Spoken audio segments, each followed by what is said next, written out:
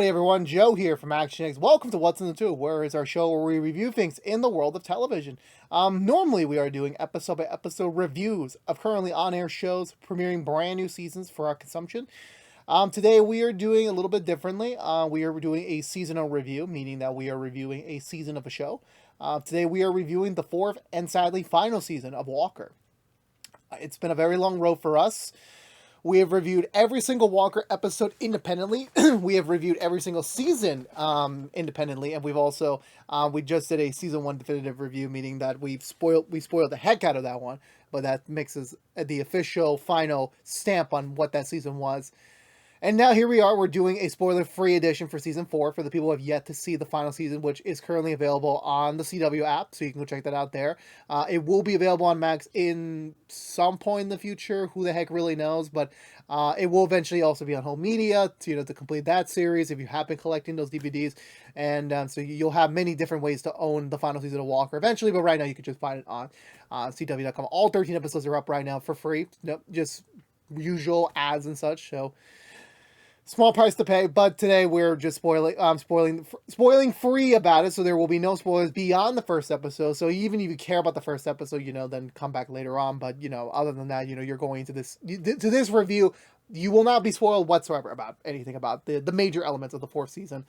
And just to get right to it, this was a double-edged sword. We entered this season with the hopefulness this would be okay. You know what? We'll have some budget, very heavily budgeted, restriction episodes in later seasons down the road. But at least Walker will still keep going. That was the assumption that most of us as fans kind of assumed when we were going into things. And then as we were approaching the second half, and we got the announcement, oh no, this is the last one. We're not doing season 5. I can get to a whole hullabaloo about that decision, but you know what? Sadly, it is what it is. It's a business, sadly. I said this before many, many times on this platform and just in general as a person. Making TV shows is a business. It's a money game. So if there is no money to be made, if they're hemorrhaging money, and especially in this time period where, the economy is really tough, and, some places have to, make the tough choices, really, and Walker was sadly part of that discussion, and they survived last time. They sadly did not survive this time, and it just sucks. It really, really sucks. Because for me personally speaking, I still enjoyed season 4 a lot. I'm not gonna say it's the best season. I think they made some creative decisions that was trying to make it a bit of a different, a different story, which it is. It's following a different formula. It's still the same Walker story, but it's very much how I'll say it is that they approach things a little bit differently, which I do really like. But I feel like, as much as oh my God, that was such a cool, different season, in terms of the overall, how does it really, does it really hit? It doesn't. I still think for me, season 3 was the best. I think that one was really the more trial tribulations one of them all, in my opinion. I think 4 is gonna fall somewhere after one or before 2, somewhere around that. I never ranked the seasons properly, so I'm kind of all over the place with that one. But I will say season 4 is not my favorite season, but I still enjoy the heck out of it. It's still a really nice season of television. You could definitely tell that the budget was very, very affected this season. But they made it work. They really made it work, and I still felt like this still felt like Walker as a show, as the universe through and through. They did a lot. They managed to also pay tribute to Independence, which was the spinoff that they created last season, but they sadly canceled it because of the whole everything that happened with pre-strikes and then the strikes, and then just CW as a business model trying to change everything. So again, I totally understand those decisions when they were being made about it, and again, for me it just sucks that the fact that we never got to really truly send these characters off. This ending, when you end season 4, it is very much, this is a life will continue onwards, but at the same time, if this is the last time we see the Walkers, they're in a good place. That's all I can say about the matter. The whole family in their own very interesting ways. And I think that makes it a much more better ordeal as a front. It makes the goodbye a little bit more like, well, at least, their ventures aren't done yet. At least there will still be more probably off screen in the lands of fantasy, mind you, about just how things could progress from there on. But just the sad statistics of TV nowadays just prevents us from seeing that continuation. So with that being said, for me, before I get into like a little bit more spoiler, but like still spoiler free, getting a little bit more detailed into season 4, I still enjoyed it. I would still recommend it. If you are a Walker fan, this is a definite must watch to wrap it all up. Not really in a full bow tie kind of way, but very much in a sense of like saying goodbye to these characters, really pushing these characters to their absolute limits, and trying to see what comes out of it, who stands on top and who doesn't. And this was definitely worth the binge at the end of the day, just to see these characters for one last go around. So with that all being said, let's go into a little bit more deeper into things for season 4. Mainly with the story, we pick up where we kind of pick up where we were last season with the Jackal stuff. Also, that Stella and Sadie were nearly killed by an unknown assailant. So that's kind of the pinpoints where we pick up in this season. Although we have a bit of a time jump considering the fact that August's actor got a bit more taller, and so like we have to have somewhat of a time jump to kind of necessitate the reason for like we need a little bit more like reasonable time frame, which actually quite helps. It kind of builds the independence of these characters a little bit.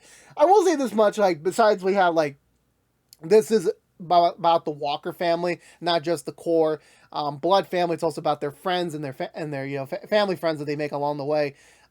This still very much is that a family story. And I will say that as much as family is on the topic, it's still very much felt that we cannot get the entire cast together for quite a while. It does, we have moments, but like this definitely felt that like they feel isolated, that everyone's kind of doing their own thing. You kind of felt it a lot of times in previous seasons, but like this was like I think the most isolation of isolationism, where Cordell's just trying to be with Jerry. He's finally got the girl, and at the same time he's also trying to be a little bit more respectful to his kids and like give them some room to grow, which kind of have some backfires at the end of the day. You have Liam, who's again just trying to still figure out his place in this world. Again, he's now back to being a ranch hand, so his law career kind of taking a stop. I think that was addressed in season 3. I want to say that, but either way, there's a bit of a pause there. And then you have Grandpa and Grandma Walker kind of like, again, trying to go through life as the kids are getting older. Not just their kids, but their grandkids. Now they're once again paying attention to their age of like, well, what is next for us? What is the next thing on the horizon for us? And again, as much as certain things they've already talked about in different seasons, this one being the most conclusive one, where like now we finally have to figure out what is really next for us. And I feel like that's like, the theme for the season, like what is next? What is like the next thing? Like we're at the point we are supposed to be jumping over, but there's something like blocking us. There's something like really preventing us from really getting to that next point. And I feel like that's what most of the season's about, especially with the Jackal stuff, where when we last left off in season 3, James is married, and oh shit, worst timing in the world, the case that literally ended his marriage the last time is back. So how do we fully get James to the happily ever after he deserves, but at the same time having to deal with this, returning Fred? And at the same time, Cordell kind of, dealing with the soon-to-be empty nest syndrome. Stella's finally moved out for college. And then now August is about to start his senior year, which means by this time next year, there's a possibility he might not even be with the Walkers anymore. He might move on to a college or move to the Army. Like there's different career paths for him to take. He doesn't necessarily want to stay in town and just run the family business or something like that. He wants to go do other things. And that creates a bit of concern for everyone. Just like, what is really next? Like, I actually rewatch Modern Family for just shits and giggles for like a lunch show. And I got to the ending and it felt like, what is after, once the family starts splitting apart, what is next for it? And that kind of is like, I don't know why I bring it up, but I just feel like it's the back on some people's mind where like, for especially Cordell, like what happens when Stella and August don't need him anymore? What's next for him? Like, obviously he doesn't have Emily anymore.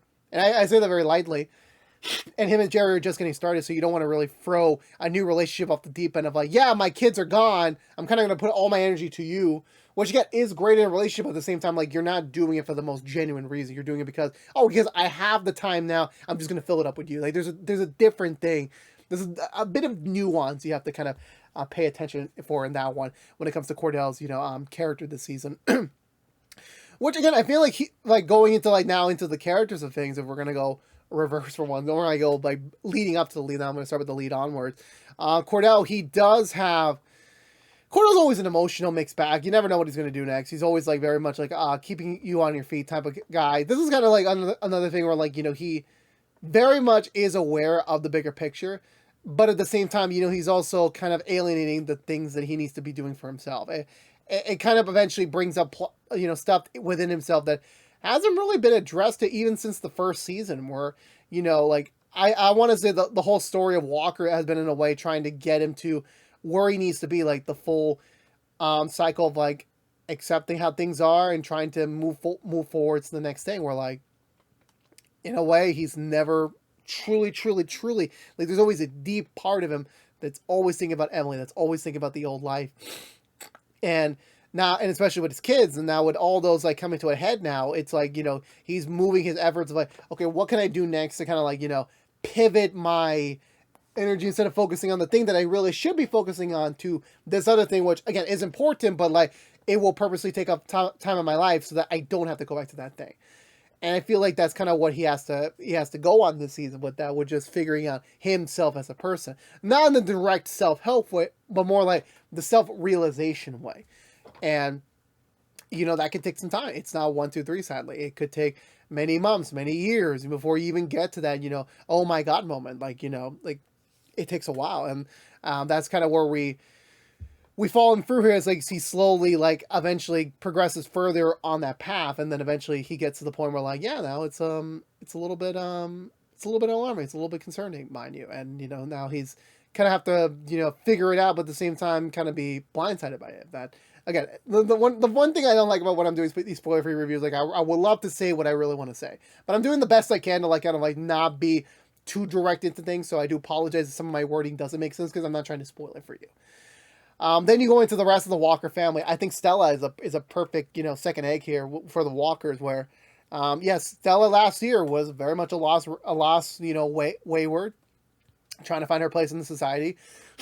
Instead of like jumping immediately to college, she just immediately decided, okay, you know what, I'm gonna take a gap year. I'm gonna kind of figure things out for myself. And while gap years can be beneficial to the person, it can feel like crap because you personally feel like, oh, all these people that I know already, I've already moved on to the next thing. They're already beginning the next thing, and I'm not there yet. And now she's already in, but she's still being held back a little bit just because of what she's been through towards the end of season 3, with the whole like near-death experience. And that kind of haunts her a little bit. She does get her own PTSD, similar to what Walker had during the beginning of season 3. And it becomes more expedited when like there's a critical juncture she has to tend to that's in relationship to the attempted murder, and she eventually finds herself in a much bigger picture than she was anticipating to be. But I will give them credit, like again, like I said before, like it's easier to like put cast members in smaller groups or like in very different groups to like kind of like save money down the road, and I feel like that was more beneficial to Stella because she was kind of able to like kind of figure things out on her own. Where like like her dad would always be there at time, but in the past, but like now it's like she's just trying to solve this in house by herself with maybe Sadie or with her brother, and that's about a very small group of people, not really too much into it. And like again, similar like Cordell and Stella have always been like similar peas in a pod when it comes to their personality, comes with their direction. Like again, like their father daughter, they're gonna have some sort of connection, and that's very much felt this season with that, and it kind of brings Stella closer to what her dad has to go through on a day-to-day basis on that. Then getting to August, ending off season 3, he was very inclined to join the army and at least to explore that opportunity, but his father is kind of like blockading him because again, it was kind of teasing of like, in a reality, Cordell's not really ready to say goodbye to August. He's not ready to say goodbye to his kids. He kind of wants to keep them around as much as they can, so that he doesn't have to deal with the inevitability of like kind of in a way being alone. Family, like blood family. Okay, successor self family wise, if I have to be very specific about that.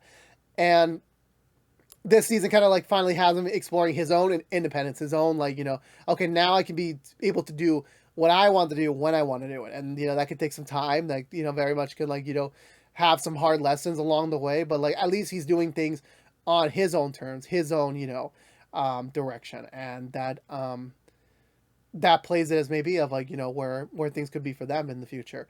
And for his future specifically, he's not really focusing too much about his own dad. He's just focusing about, like, yeah, when you're that age, like, you're only focusing on yourself. Not a bad way, but, like, yeah, you're in that critical juncture where growing up is hard. What is the next step for you? You want to have, like, a really good step first out of high school so you know exactly what to do and not waste your time. But at the same time, for him, like, what does he really want to do? And that's kind of like his own self-direction as he kind of tries to figure himself out during the season. Liam, I will say that he does have some season one repetition with certain things. I view it more as like an opportunity to be coming full circle.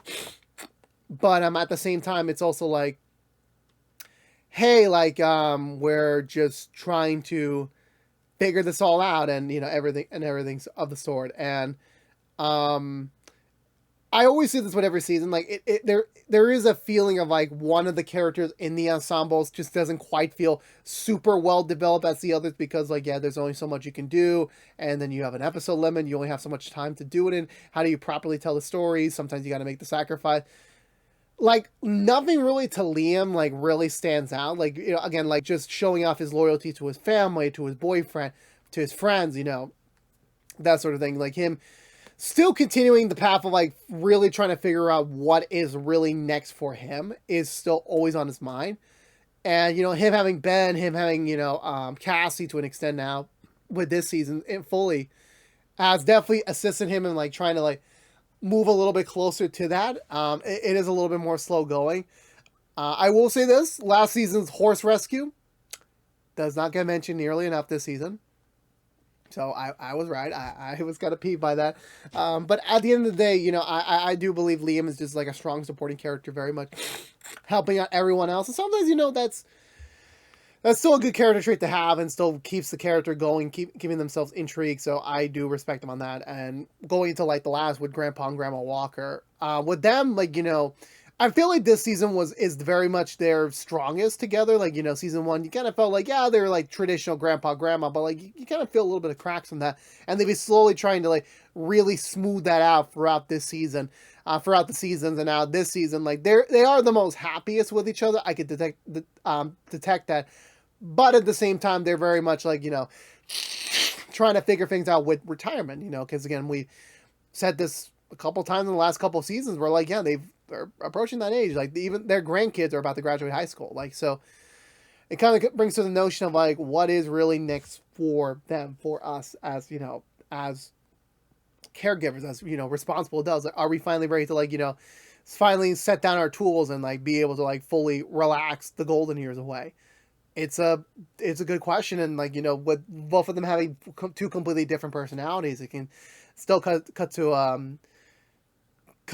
a head at times with them, especially as you get more further on and you start to get more and more, information about like where things are standing between, in terms of the family, inside the family. It could definitely, it was definitely much of a trying to figure this out together, but at the same time, still trying to keep your own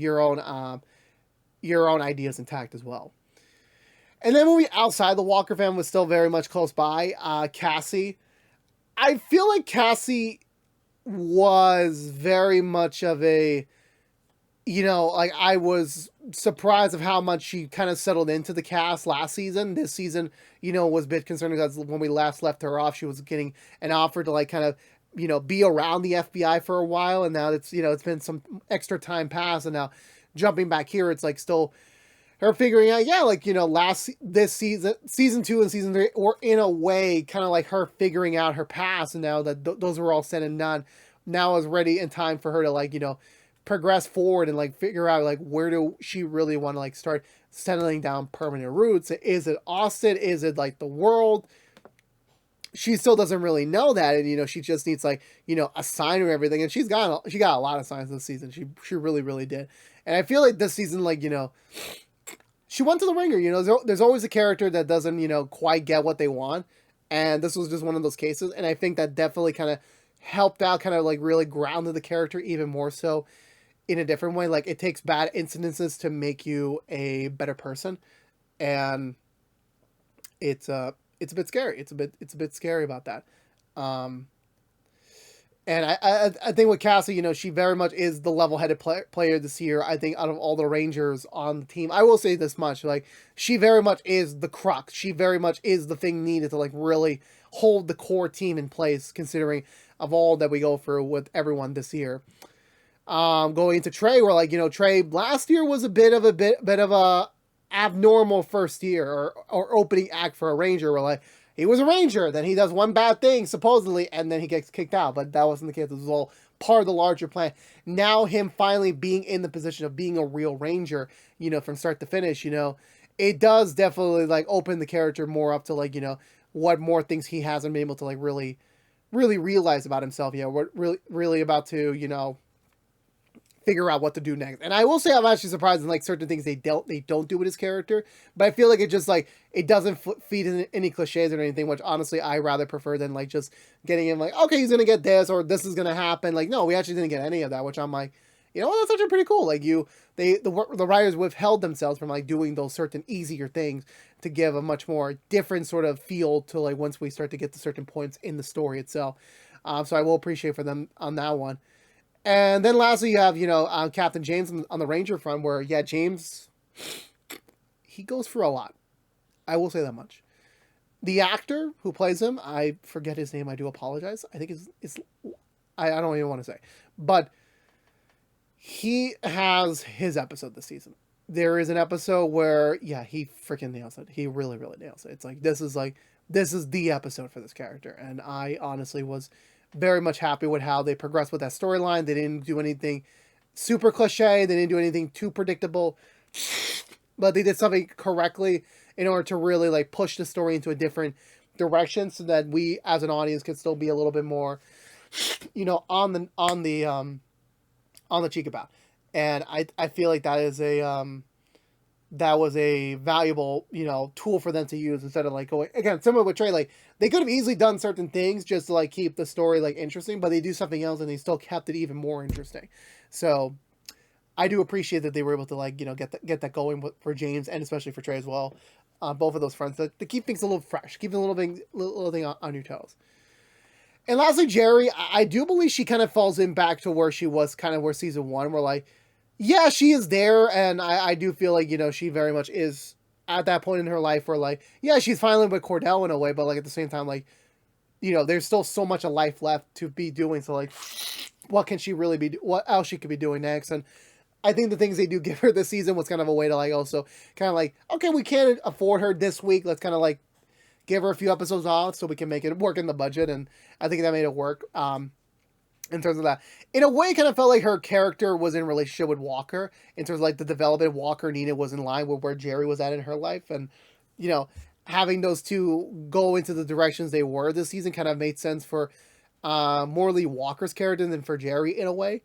Not to say it was completely dependable, but at the same time, it did kind of reminded us of how much Cordell does have to lose at the end of the day if he does make any mistakes, which, I won't say he did or did not, but I will say he definitely does go for the ringer, not because of Jerry, but just more in the sense of like, yeah, there's just certain things that I'm doing and I'm not being aware of the consequences till much later on.